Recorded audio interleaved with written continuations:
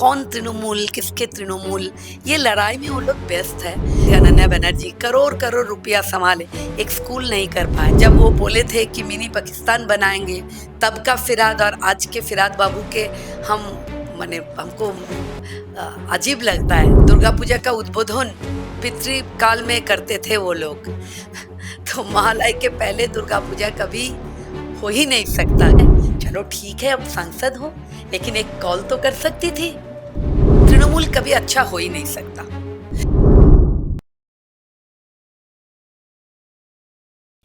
आप देख रहे हैं झलक डिजिटल, मैं हूं आरजे राकेश। ये दौर बड़ा डिफिकल्ट रहा पश्चिम बंगाल के लिए। कई आए और कई गए और कई अपने जीत का झंडा फहराए। जादवपुर में हूं, जादवपुर की ऑनरेबल एमएलए श्रीमती शौर्वरी मुखर्जी हमारे साथ हैं। कोई नहीं कह रहा था कि यहां से बीजेपी की परफॉर्मेंस इतनी अच्छी होगी, कंग्रेचुलेशंस की बाढ़ आ गई होगी। सबसे ज्यादा खुशी किसके कंग्रेचुलेशंस कहने से मिली? नहीं, ये तो आपको बहुत पर्सनल बात हो जाएगा।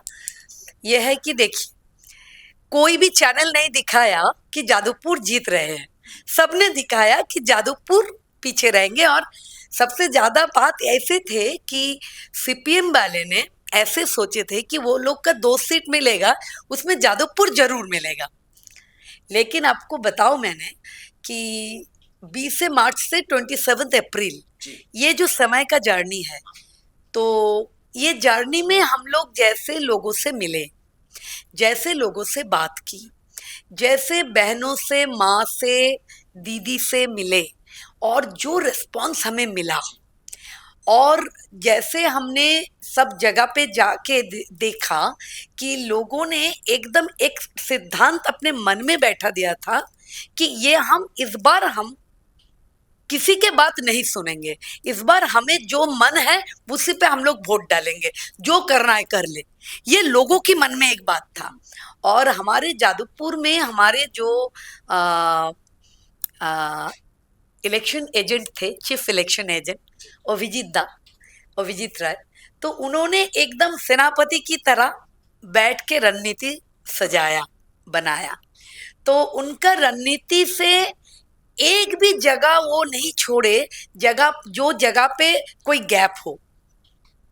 मतलब मानिए कि हम लोग 142 मीटिंग किए, ऐसा कोई गली नहीं छोड़े हम लोग जहां पे हमारा मीटिंग नहीं हुए, ऐसा कोई गली नहीं जहां पे हमारा फ्लेक्स नहीं था। मतलब घर घर में चर्चा में पहुंच गए थे हम लोग। और जिस दिन इलेक्शन हुआ 29 अप्रैल, तो 29 अप्रैल 8:30 बजे हमारा राज्य सभापति, सांसद, हमारे आइडल श्री शमीक भट्टाचार्य दादा ने हमें फ़ोन किया 8:30 बजे। तो हमको बोले कि कैसे हुआ, क्या लगता क्या है। तो हमने उनको कहा कि आप निश्चिंत रहिए, 25 से 30 हजार वोट से लीड होगा। तो एक बार रुक गए, थोड़ा पॉज ले लिए। तो हमारे एक्टिंग में ना, हमारे अभिनय में ये पॉज बहुत इंपॉर्टेंट होता है कि एक बात कहने के बाद आप थोड़ा सा पॉज हो। कितने समय का पॉज है, वो पॉज पे डिपेंड करता है कि आपका वो कितना हाइप पे पहुंचेगा। तो वो पॉज लेके फिर हमको कहा कि सच होगा, अनु आप देख लीजिएगा। तो वो सर है, मैं उनका शिष्य हूँ। तो एक टीचर जब अपने स्टूडेंट के ऊपर भरोसा रखते हैं, और स्टूडेंट भी पढ़ाई करके फील्ड में जाते हैं, तो रिजल्ट के लिए दुश्चिंता नहीं होते। तो हमने उनको कहा 25 से 30, तो हमको 28 हजार वोट में लीड मिला। बधाई हो इस बात के लिए, आपने बहुत मेहनत की है। जी। एक बात बताइए। नहीं, पहले आप एक छोटी से सवाल की, तो उसका जवाब देना कि किसकी कहने से आपको सबसे अच्छा लगा तो ये जीतने के लिए। नहीं, वो तो है ही, लेकिन जब 4 में जब काउंटिंग चल रहा था, तो एक समय के बाद जब हमने काउंटिंग रूम पे गया, तो हम देखे कि हमारा जो चीफ इलेक्शन एजेंट है अभिजीत दा, वो नाचने लगे। हम बोले क्या नाच रहे हो? बोला हो गया दीदी, हो गया, आप चिंता मत करो। तब 12,000 वोट में लीड हो गया हमारा।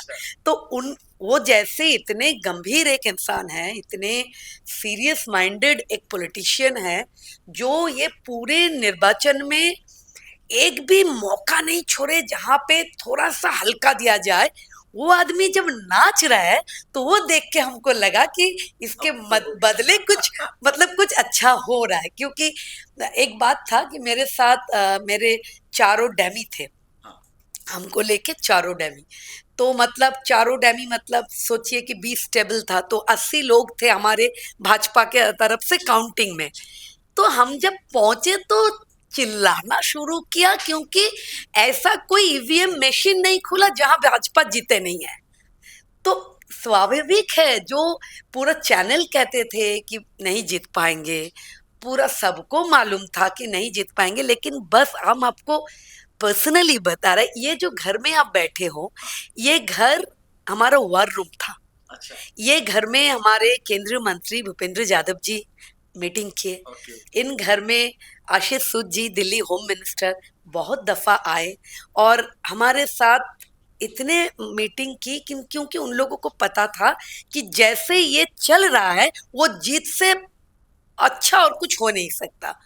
तो हम आभार है हमारे केंद्रीय मंत्री पे, हमारे मुख्यमंत्री पे, हमारे राज्य सभापति पे कि जो सपोर्ट हमें पार्टी से मिला। एक से एक केंद्रीय नेता हमारे रोड शो करने आए, मीटिंग करने आए। विप्लव देव जो दादा के ऊपर तो मेरा कृतज्ञता के अंत नहीं है, क्योंकि जब रात 12 बजे भी अगर हम विप्लव दा को बोले कि दादा आपसे मीटिंग करना है, तो रात 12 बजे वो बोले कि ठीक है, अगर आप आ सकते हो तो 15 मिनट के लिए आ जाओ। तो ऐसे भी हुआ कि आशीष सूद जी के साथ, विप्लव देव जी के साथ हमने 11-12 बजे भी मैंने मीटिंग की। हमको बस जीतना ही था, हमको और कुछ नहीं सूझा, हमको जीतना था। तो पार्टी ने बहुत सपोर्ट की और हमारे यहाँ भी अभिजीत दा ये वार रूम में बैठ के, मतलब आप सोचिए कि एक ऐसा माहौल था कि जो हमारे साथ काम करते थे वो सबको पता था कि लोगों को मालूम नहीं, लेकिन हम लोग जीत रहे हैं। जीत की खुशी आप एंजॉय कर रही हैं। आने वाले समय में भाजपा से सबको एक्सपेक्टेशन है, आपको भी एक्सपेक्टेशन है। इस इलाके की एमपी हैं शाइनी घोष, जी बात हुई है? सपोर्ट की उम्मीद रखती हैं या क्या मिलता उधर से? कोई सपोर्ट मिलने की उम्मीद है आपको? देखिए, कतई नहीं है, क्योंकि वो लोग को तो अपना जो पार्टी है, वो पार्टी कौन किसके तरफ है, कौन तृणमूल किसके तृणमूल, ये लड़ाई में वो लोग व्यस्त है। तो हमें उम्मीद था कि ऐसे एक संसद जो है वो विधायक बनने के बाद हमें एक बधाई देंगे, हमें एक फोन करेंगी कि चलो ठीक है आप हमारे विधायक हो। एक शिष्टाचार भी तो होता है, एक सौजन्यता भी होता है कि चलो एक फोन कर ले। ऐसे भी नहीं कि वो हमें जानती नहीं है, क्योंकि हमारे इंडस्ट्री से बिलोंग करती है और हमसे छोटी भी है। हम जब इंडस्ट्री में काम करना शुरू किया तब वो 1998 तब मेरे बच्चा तब 6 महीना का बच्चा है। अब मेरे बेटा का उम्र 27 साल है, तो मतलब 28 साल हो गया मेरा इंडस्ट्री का उम्र। तो वो मुझसे छोटी भी है, तो उम्र में भी छोटी है। चलो ठीक है, अब सांसद हो, लेकिन एक कॉल तो कर सकती थी कि ठीक है बधाई है। आप एक छोटा सा कॉल कर लेती तो आपको हमको अच्छा लगता होगा। नहीं, असल में ये लोग में वो शिष्टाचार है नहीं और तृणमूल से कोई एक्सपेक्टेशन हमारा है भी नहीं, सच मानिए तो कोई। और देखिए 10 वार्ड में हमारा 10 काउंसिलर सब भाग गए हैं, तीनों तो जेल के अंदर। बाकी लोग भी रोज एक एक करके हमारे पास कंप्लेन आ रहे हैं। जो लोग डर के मारे कंप्लेन नहीं करते थे वो अभी खुल के कंप्लेन कर रहे हैं। जो लोग डर के मारे एक्सटॉर्शन का शिकार थे वो लोग खुल के बोल रहे हैं। हम लोग बोल रहे हैं कि थाना में जाइए, थाना के साथ समन्वय की कि जो भी कंप्लेन आएगा कुछ नहीं देखेंगे, आपको जो कानूनी कार्रवाई करना है वो कीजिएगा। तो तृणमूल से कोई एक्सपेक्टेशन नहीं है हमारा। आपके इलाके में ऐसा कहते हैं कि ये जो पर्टिकुलर एरिया है जादवपुर, यहाँ लोगों को अगर कोई बिल्डिंग में रिपेयर वर्क कराना है, छत पे कुछ काम कराना है, वो भी पॉसिबल नहीं था। अरे एक तुलसी मंच बैठाओगे आप रिपेयर की बात कर रहे हो दादा। आप एक छोटा सा तुलसी मंच बैठाओगे घर में तो भी आपको तृणमूल के पार्टी ऑफिस से बुलावा आता था कि चारों ईंट क्यों पड़ा, यहाँ आइए ऑफिस में आइए।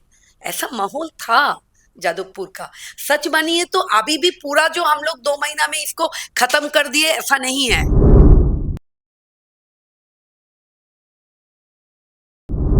2 ऑटो नहीं मिले थे। हमारा कार्यकर्ता है लौंदा, तो उनका एक ऑटो है, बस वही ऑटो से हम लोग काम चलाए। हमको जरूरत है तो हमको 2 ऑटो नहीं मिला। इतना दबदबा था तृणमूल का, इतना प्रेशर था तृणमूल का, ऐसा ही सिचुएशन बना के रखे थे तृणमूल ने। तो 4 तारीख के बाद जैसे माने सांस, भरपूर सांस लिए, ऐसा माहौल क्रिएट किया ना कि लोगों को लगा कि हम लोग को मुक्ति मिल गए। इतना इतना एक्सटॉर्शन, इतना तोलाबाजी, हम आपको क्या बोले। हर एक बात पे सब महिलाएं आ रहे हैं। एक फ्लैट में 109 नंबर वार्ड, जादवपुर का सबसे बड़ा वार्ड है। 3 दिन पहले 4-5 जन महिलाएं आए। दे आर मतलब लिटरेरी लेजेंड सब हैं, अच्छे अच्छे काम करती हैं, अच्छे अच्छे। एक है कि राइटर हैं। तो आके बोला कि दीदी हमारे फ्लैट के ग्राउंड फ्लोर में दारू का दुकान बैठाया। हम लोग बहुत बोले थे, लेकिन कुछ नहीं सुना। तो कोई भी डोमेस्टिक एरिया में क्या ऐसा होता है?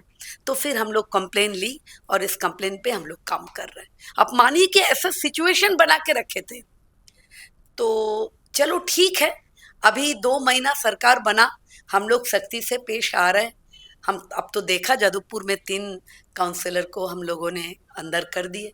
बाकी जितना कंप्लेन आ रहा है सब उसके बारे में आईनी जो स्टेप्स लेना है, हम लोग बस थाना को बोले हैं कि आप लोग को कानूनी जितना करना है आप लोग कीजिएगा। कहीं से हमको ये खबर नहीं आना चाहिए कि ये कंप्लेन था, आपने कंप्लेन लिए नहीं, तब तो आपके बारे में भी हम सोचेंगे कि ये करना नहीं है। तो चल रहा है ऐसे। नई सरकार, नया सूरज, नई उम्मीदें। आरजीकर अभी भी इंसाफ के लिए खड़ा है। क्या उम्मीद रखें आम आदमी? मिलेगा।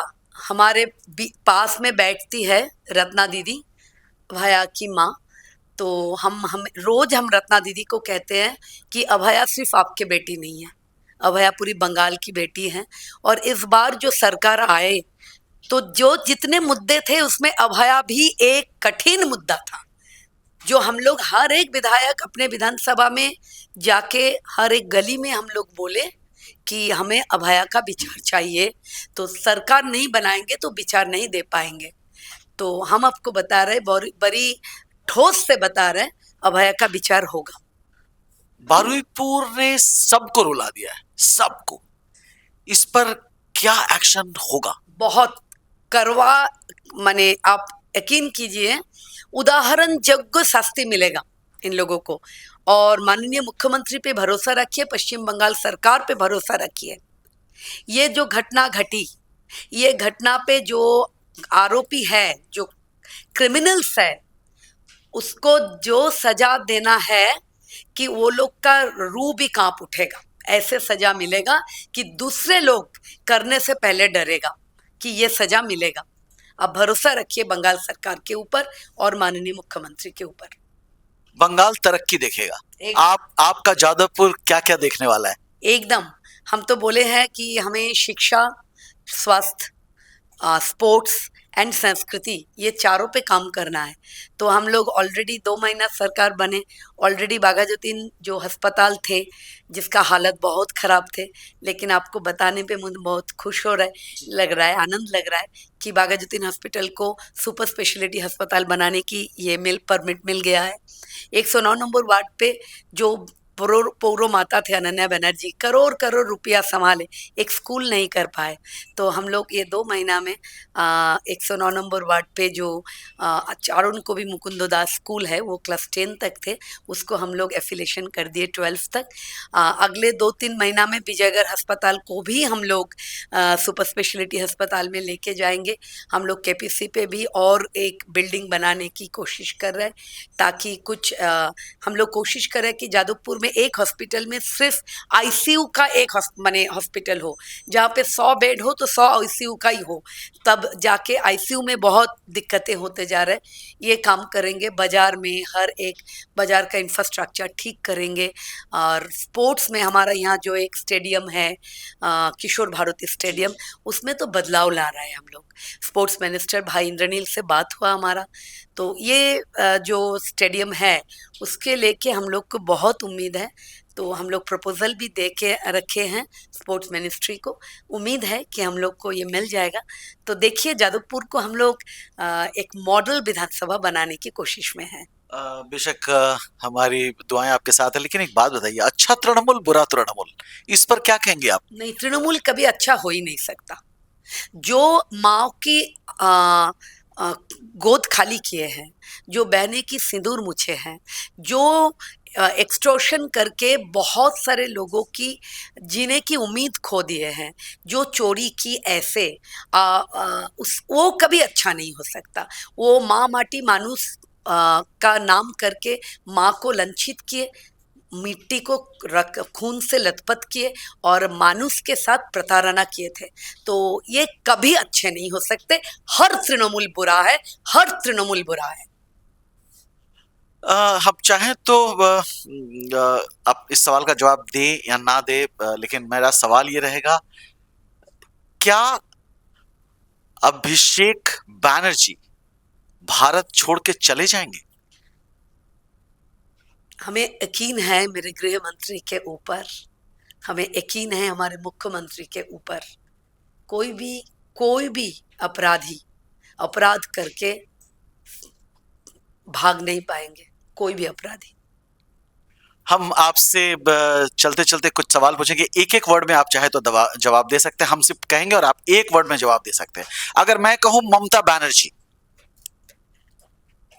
काले अक्षर से नाम लिखा रहेगा उनका, काली अक्षर से। बंगाल के परंपरा, बंगाल के अस्मिता, बंगाल की संस्कृति सबको नष्ट कर दिए वाले मुख्यमंत्री के नाम काली अक्षर से लिखा रहेगा। अभिषेक बंदोपाध्याय, उनके बारे में कुछ बात ही नहीं करेंगे। वो है कौन? फिरहाद हकीम, हमको तो पता ही नहीं चल रहा है कि अभी जो चेहरा वो दिखा रहा है, जब वो बोले थे कि मिनी पाकिस्तान बनाएंगे, तब का फिरहाद और आज के फिरहाद बाबू के हमको अजीब लगता है कि कौन है ये लोग, कैसे बदल लेते हैं अपने आप को, कैसे हो सकता है ये? शाइनी घोष, हम जानते नहीं हैं इनको। संसद है जादवपुर का, लेकिन हम कभी ये निर्वाचन के आधारित हमने कभी उनको देखा नहीं और हमारे साथ कभी उनका मुलाकात भी नहीं हुआ और एक भी सौजन्य कॉल भी नहीं आया उनके तरफ से, तो हम जानते नहीं हैं उनको। हमसे बात करने के लिए बहुत बहुत शुक्रिया।